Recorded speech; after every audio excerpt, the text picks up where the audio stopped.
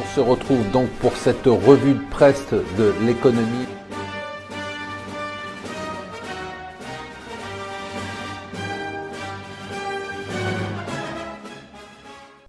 Bonjour et bienvenue sur Mon Financier pour la revue de presse de l'Écho. Nous sommes le mercredi 5 octobre. Hier, ça m'avait beaucoup énervé, ça m'énerve toujours autant aujourd'hui. Aujourd'hui, en plus, on a les chiffres.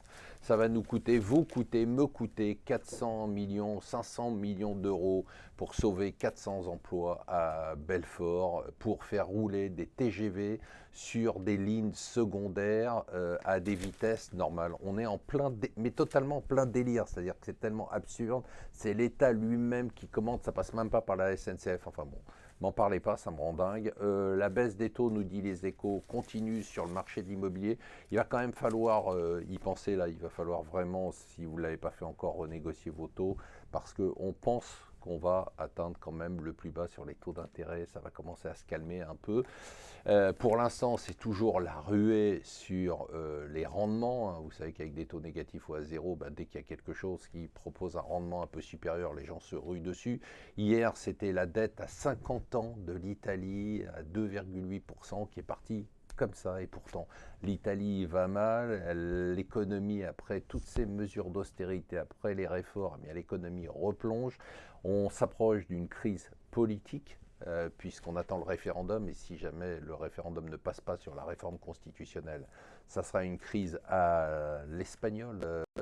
Et d'autre part, hier, alors c'est quand même lié, c'est un problème pour l'économie britannique, pour l'économie italienne, on a eu quand même 6000 migrants qui sont arrivés dans la seule journée de lundi sur les côtes italiennes.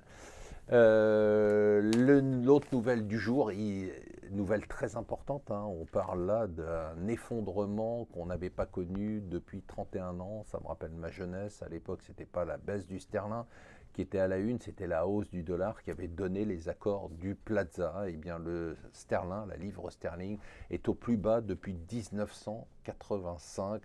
Jusque-là, tout est logique, normal. Si on a un discours sur le hard Brexit, ça veut dire que l'économie britannique va être sous pression.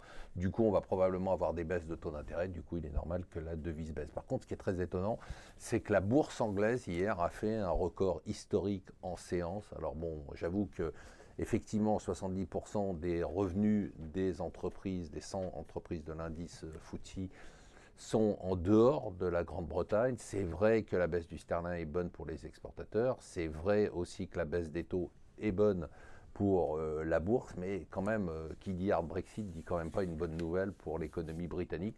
Donc je pense que la bourse anglaise devrait quand même décrocher. Le FMI, lui, est toujours aussi pessimiste. C'est quand même assez incroyable. Il réitère chaque semaine des rapports qui sont vraiment glauque et sombre. Alors là, ce qu'il nous dit, c'est que le protectionnisme, l'ambiance générale de protectionnisme, notamment dans les élections américaines, et le Brexit va peser sur la croissance mondiale. À part les pays émergents, ça va aller mal à peu près partout. Et alors, je voudrais finir sur un titre étonnant dans le Parisien ou dans Aujourd'hui. Votre médecin est-il une brute? Voilà, ça j'avoue que c'est un grand mystère. J'ai lu l'article mais je n'ai rien compris. Voilà, restez avec nous sur Mon Financier.